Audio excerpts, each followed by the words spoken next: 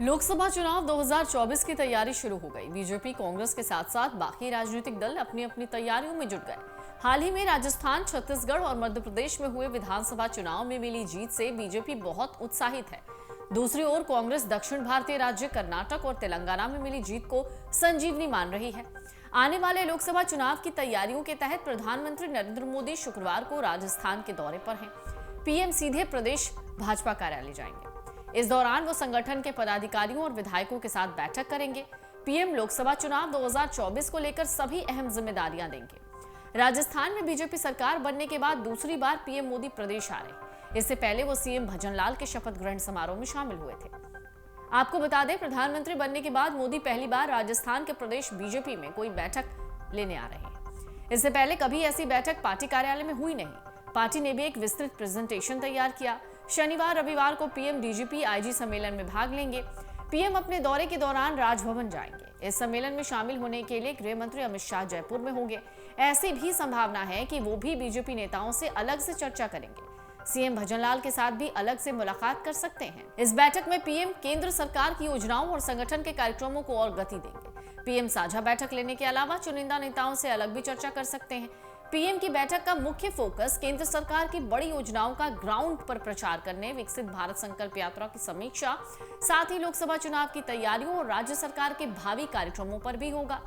अयोध्या में राम मंदिर की प्राण प्रतिष्ठा के बाद राजस्थान से नियमित रूप से लोगों को दर्शन के लिए जत्थे ले जाने के भावी कार्यक्रम और तैयारियों पर चर्चा होगी। सीएम भजनलाल शर्मा, प्रदेशाध्यक्ष सीपी जोशी, संगठन महामंत्री चंद्रशेखर समेत बीजेपी मुख्यालय में पीएम मोदी की बैठक को लेकर स्थानीय नेता तैयारियों में जुट गए हैं। पीएम के दौरे को देखते हुए शहर और बीजेपी प्रदेश कार्यालय को सजाया गया है। भाजपा प्रदेशाध्यक्ष सीपी जोशी ने कहा कि पीएम नरेंद्र मोदी की गारंटी मतलब काम पूरा होने की गारंटी। राजस्थान में विधानसभा चुनावों के दौरान पीएम मोदी ने जनता को गारंटी दी थी। बीजेपी की सरकार बनने के साथ ही मुख्यमंत्री भजनलाल शर्मा ने उन गारंटियों को पूरा करने की दिशा में कदम उठाया।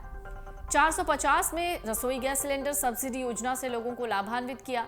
भाजपा सरकार की ओर से विकसित भारत संकल्प यात्रा के दौरान शिविर लगाए जा रहे हैं, जहां ज्यादा से ज्यादा संख्या में आयुष्मान भारत योजना सहित मोदी सरकार की विभिन्न जन कल्याणकारी योजनाओं से लोगों को जोड़ा जा रहा है। बीजेपी सूत्रों से मिली जानकारी के मुताबिक 6 और 7 जनवरी को लोकसभा चुनाव को लेकर बीजेपी के बड़े नेताओं की मौजूदगी में जयपुर में मंथन हो सकता है, जिसमें पार्टी नेताओं को चुनाव की तैयारियों के साथ साथ बाकी चीजों के बारे में बताने के लिए दिशा निर्देश दिया जाएगा।